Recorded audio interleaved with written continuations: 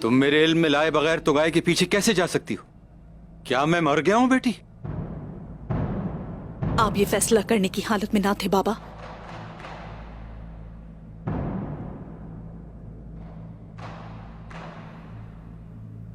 और तुमने इसे कैसे जाने दिया? मेरी अकलौती बेटी उस जालिम के पीछे अकेली चली गई और तुम लोगों ने रोका तक नहीं, और तुम समझते हो कि तुम्हारा कोई कसूर नहीं। इनका कोई कसूर नहीं, इन्होंने मेरे हुक्म की तामील की।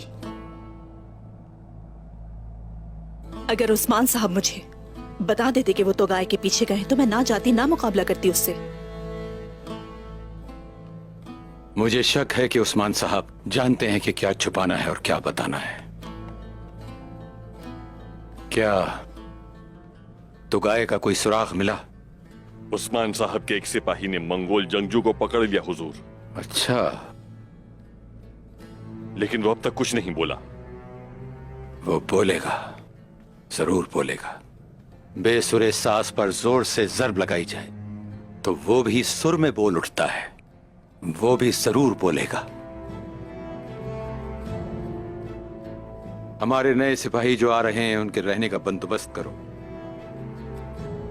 उनकी सलामती को यकीनी बनाओ और जो जरूरी समझो कर डालो। जैसे आपका हुक्म हुजूर। अब ये मामला हमारा है, हम खुद इसे देखेंगे।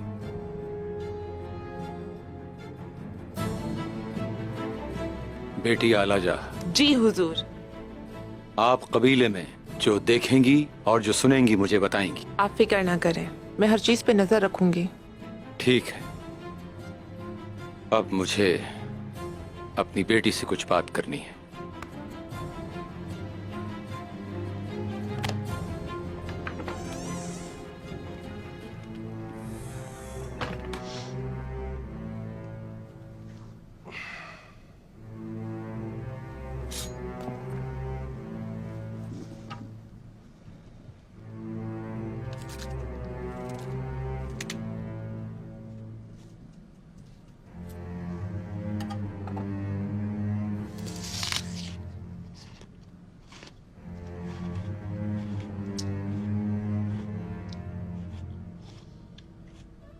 ये सरदारों वाली अनमोल अंगूठी उस गद्दार की है जिसने कुम्हार इदरीस को मारा और जिसने दुश्मनों को उस जिरगे की इत्तला दी थी।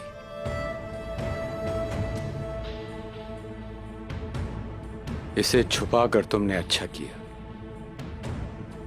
अगर ये उस्मान का कोई खास है तो वो उस पर रहम कर सकता है, लेकिन अगर हम उससे पहले इसके मालिक तक पहुंच जाएं तो हम उससे हिसाब कर लेंगे।